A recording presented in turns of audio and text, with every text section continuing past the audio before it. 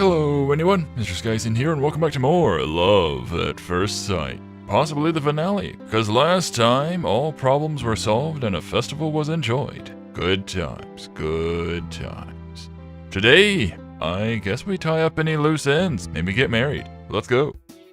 Ooh, the bully side, eh? I'm seriously in a bad mood. I want to hit something. I'm in class, but I'm so ticked off. Can't concentrate on what's being taught. You don't seem the type to attend school to learn anything. Last weekend they said there was some kind of event going on, so I went into town to check it out. What I saw really disgusted me. I saw another group of students from my school there. I'm not saying I hate them just because they're from my school, though. What disgusted me was that they were with one of my classmates. It used to be Sachi. Hate that girl. Her with her big one eye, making me look bad. Of course, I couldn't start something there in that crowd of people, so I just beat the crap out of a trash can and went home. I hate those guys. That girl with only one eye, well, she's fun to kick around. But I don't hate her because of how she looks or anything. I hate her because she's a spineless insect. Even if I insult her, she never gets mad. Even if I grab her leg and trip her up, she never tries to fight back. She never complains. Heck, she never even glares at me as she's scurrying away. The way I see it, there's no reason for me to stop anytime soon. She'll never ask anyone for help. She'll never have any friends who can help her. I feel like that last part may not be true. She, I think, has you outnumbered now. I hate her, but I love how she trembles when I hurt her. You sound like a sociopath. That's why she'll always be my punching bag. But lately, something's been getting between me and my punching bag. There's been some second-year guy who I think only transferred in a few months ago, and he's been sticking his nose where it doesn't belong. Gonna cut it off soon. I doubt that weakling just asked for help from some upperclassman she doesn't even know. I bet he's just helping her because it makes him feel good about himself. It lets him feel like he's better than someone. Oh, like you punching people does? But I don't care how much he needs to use her as his pathetic confidence booster. She didn't do anything to deserve that, the coward. She just got lucky. I'm not quite sure I follow here. Did she get lucky having somebody using her? Not that that's what's going on, this just kind of confuses me a little bit. This weekend, she was with that second-year guy and two others, and she looked so happy. It made me sick. I've seen the other two she was with before. I especially remember that Akami girl. In middle school, she came to preach to me about how I was so mean or some crap with that stupid white knight attitude. As soon as I found out she was in the high school I was going to, I waited to see if she'd come to me again, but she never did. Coward. I doubt she wants anything to do with me anymore after what I did to her. I sure showed her, huh? Punched her, kicked her. Sure, she tried to take a swing at me, but I'm too awesome. But now I feel like she's spitting in my face, being all happy and stuff. I'm running out of patience. I gotta hit something. Finally, the bell rings. School is over. Sachi's gonna try to be the first one out of the classroom again, but today I'm not gonna let her get away. I reach the doorway before her and stop her from leaving. Hey. Yes? Come here. I want to talk to you. I grab her arm before she can say anything and drag her out of the classroom. That hurts. Angry dots. I'd normally just start using her as my punching bag right then and there, but this time, I need to find somewhere we won't be disturbed. School's over and the only students in the stairway are the ones going to their club activities. I drag her up to the door that leads to the roof and pin her there. Stop it. Please. Did that little mutant just try to talk back to me? The nerve. What the heck did you just say to me? I said, Any resistance she wanted to show leaks out of her, and she shuts her mouth. That'll show her. Her white knight friends must have been trying to get her to stand up to me. I don't like that, and I let her know by driving my fist into her stomach several times. This time, all she does is take it. So much for standing up to me. See, she'll never change. I shove her and she tumbles backwards. As she comes tumbling down, something falls out of her pocket and hits the ground with a clatter that echoes in the stairway. Ooh, the phone. You gonna try to snatch away the flower and make her Hulk out or something? Looks like it's her cell phone, and she's got a new strap on it that I've never seen before. I'm gonna break it. I pick it up in my left hand before she can move to smash it against the ground. No. She stares at her phone like a retard, but her eye is suddenly on me and it's full of rage. Angry, Sachi. I've never seen such a piercing, angry glare. It stops me before I can throw her phone. Oh my. Her freakish eyeball is only making it worse, and that eye seems to be brimming with courage that I've never seen in her before. Is she charging a laser? Leave me alone already. She jumps back onto her feet, and I can tell she's not going to back down this time. Surprise dots. And give me back my phone. She's yelling now. I'm so surprised to hear her raise her voice at me that I stand there stupidly for several seconds. Then she pulls a knife on me. Ring-a-ding-ding! And then the phone in my hand starts to ring. Yes it is. That is a somewhat creepy sounding ringtone. He's calling. Give it to me. Like heck I'm just going to let her have it. Give it back, now! But she doesn't wait for me to move, and marching up to me, she tries to snatch the phone out of my hand. No you don't. I shake her off and aim a punch at her face. And she tries to block it. I've never seen her fight back or try to protect herself like this before. She's no fighter though, so even with this newfound energy, she can't stop me from driving my fist into her face. But even though my blow connects, she stands her ground, barely letting out a sound and regaining her balance right away. Before I can pull my hand back, she grabs onto my wrist. Give it back! Again, she reaches for the phone in my left hand. Now that she's holding onto my right hand, I can't hit her as easily. Darn it, I might have to kick her. I push into her shoulder with the arm she's latched onto and kick her left leg out from under her. She's already leaning forward and reaching for her phone, so this easily throws her off balance. Eek! Reflexively, I push on her again and throw her onto the floor behind me. I turn around to follow the throw up with another punch. Or I try to. Oh crap! We're on the stairway. There's no floor behind me. I had sent her flying down the stairs with more force than I'd meant to use. Everything seems to slow down as she flies down the stairs toward the landing far below her, and then I hear a loud snap as her neck cracks against the floor. Peaceful dots? Your side! Ah, cliffhanger. Wait, Sachi's not here yet? I thought you went to find her. I arrived at the shoe rack at the exit to the school building to find Tomo and Nakami waiting there. Today, like always, I went straight to the first-year classrooms to meet Sachi. I couldn't find any trace of her, though. Thinking I might have missed her, I headed here. Maybe you just didn't notice her in the crowd. No, she's easy enough to notice. No way, she would have said something to me. We've never missed going home together. I don't think she went home early either. Hang on a sec. Akame runs up to a passing student and asks her something. Someone she knows? Well, yeah, but you've seen that girl before, haven't you? Akame's asking her about Sachi-chan. She knows literally everyone in this school, remember? Now that he mentions it, I think I do. I sometimes see her when I go to meet Sachi at her classroom. Actually, she's in the same class, isn't she? Man, Akame really does have a big network of friends. Whatever the student is telling her, Akame suddenly looks very worried and she runs back to us. Makun, she said that after class, Sachi-chan left the classroom with Ryu-chan. Asada Cola? Where'd they go? I need to punch her. That much I don't know. I gotta find her! Hey, Mamoru. Jeez. Well, I guess it would be more efficient if we split up. Mamoru will probably be going to the upper floors, so Akame, you check the first floor. I'll search around the outside of the building. Gotcha. Until now, Sadakawa's never actually tried to take Sachi anywhere. Or at least Sachi's never told me if she has. I've got a bad feeling about this. And suddenly I've got the feeling of a Sachi falling from the stairs and landing on me. I climb the stairs as quickly as I can. Wait, what am I doing? I should try calling her before I go searching blindly. Yeah, that would make sense, wouldn't it? I take out my phone while I'm running up the stairs and call Sachi. Of course, until she actually picks up, I can't do anything but search blindly. I pass the second floor by. Those are our classrooms, and if Sadakawa is going to take Sachi somewhere, it's not going to be anywhere near us. She knows better. If she took Sachi outside the school, she would have had to go past Tomo and Akame, since they were waiting by the shoe rack. The first floor has too much traffic going through it, so she wouldn't go there either.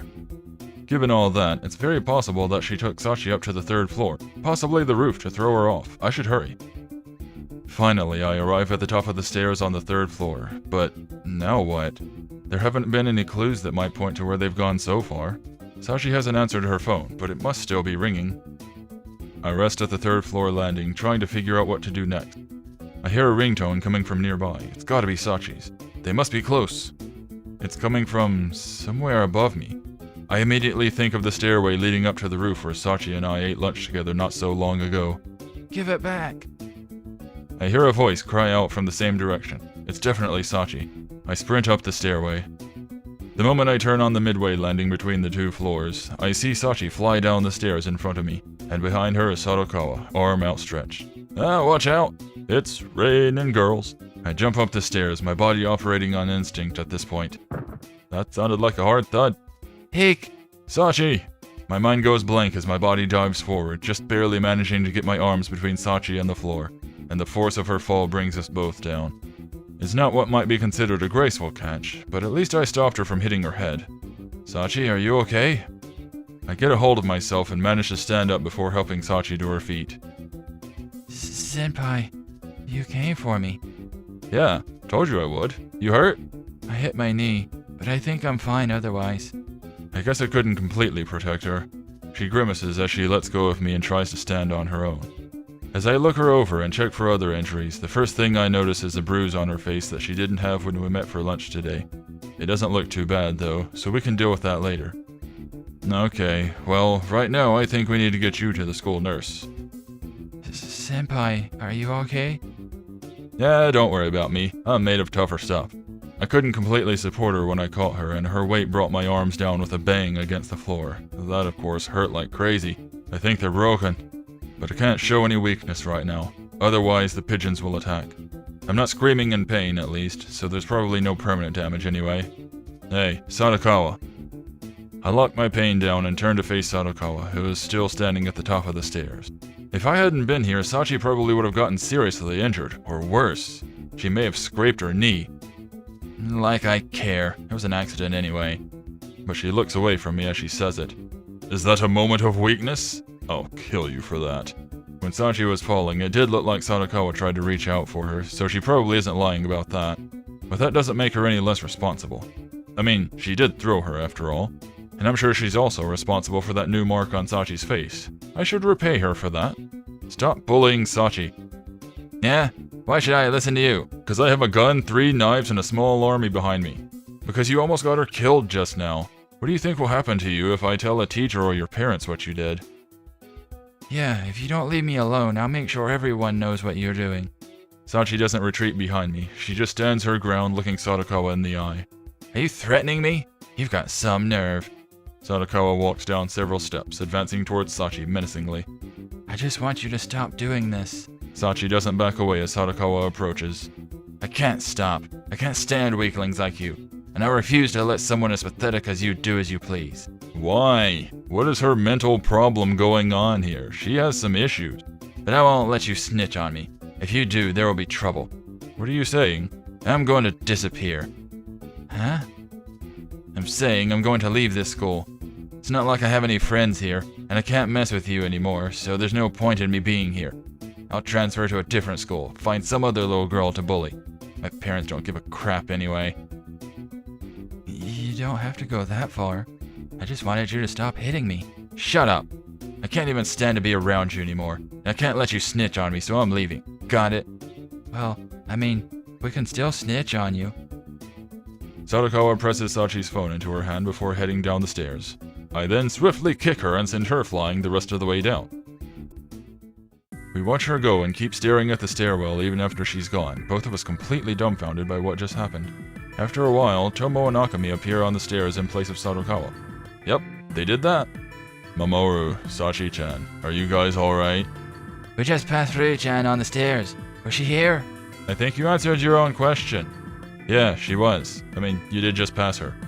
I don't really know what just happened, to be honest, but she said she was going to stop bullying Sachi. She also said that she hated her and was going to change schools. Wait, Ryu-chan said that? Yeah, I don't know if she's serious or not. There's no way that's going to happen. Why not? Didn't Sadakawa say she was going to change schools in middle school as well, Akami? It was for a similar reason too, I think. So what is it, if somebody stands up to her, then she's like, well, I'm bored of being here, I'm going to go somewhere new so I can bully somebody else? Girl's got issues. What the heck? I'm gonna go talk to her, with my fist.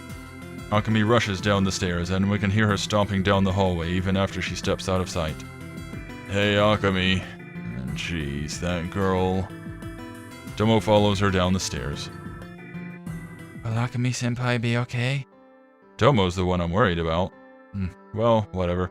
They'll be fine. Sadakawa said that she was going to transfer to another school, but I wonder if it really is that easy, you know? At least I can do more than just cry now. Yeah, you stood up to her. That's a good girl. I was amazed, honestly. You're completely different from when we first met. Also, your hands are a little bit less bandaged up. She's actually showing healing. It's all thanks to you, Senpai. You're giving me too much credit.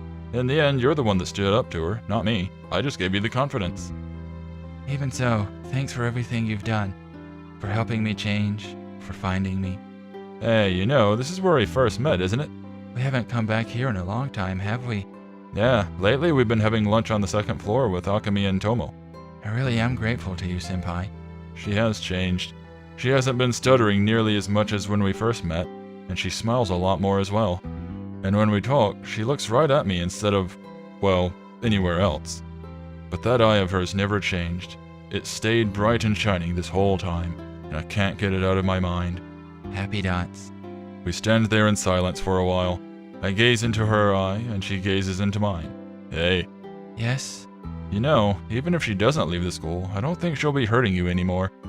I think you're right. I'm not the weakling she thought I was anymore. And when push came to shove, well, I went flying down the stairs, but you were there to catch me. You really were there for me, Senpai. You saved me. I guess that means your wounds are finally going to heal.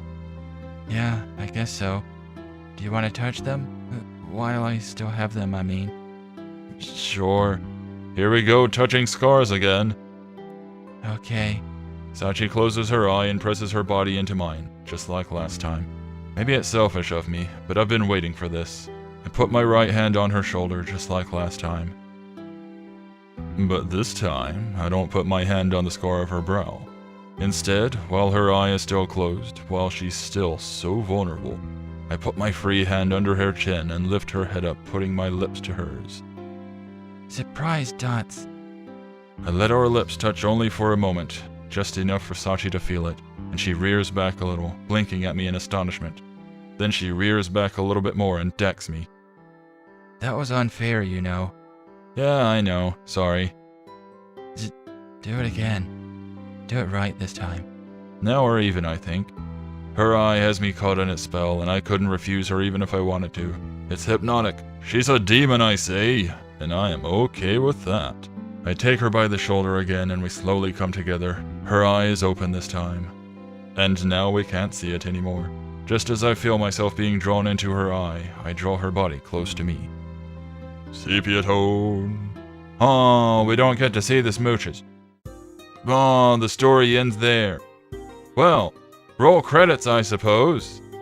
Yeah, this took a lot longer to record than I first thought it would, but hey, this was quite the trip, wasn't it? We found a sad girl. We fed her some food. We made her happy. We made her our girlfriend. We showed her to our friends. And then we showed off the bully. This went pretty well, and we even helped her family relations. Wow, we're a miracle worker.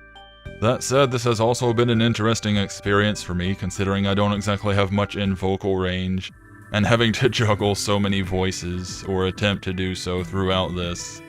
I don't know, it's been kind of fun, at the very least. What are we doing here? Going through all the game's art and all the music? Interesting. And now we're back on the stairs. Thank you for playing. Thank you for being, well, playing? For visual novels, when I think of playing, I think of getting a choice in anything, even if it's only one or two choices.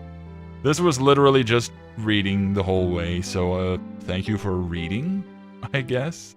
Yeah, overall, this was not exactly what I expected coming into it, but it was still pleasant. It was cozy.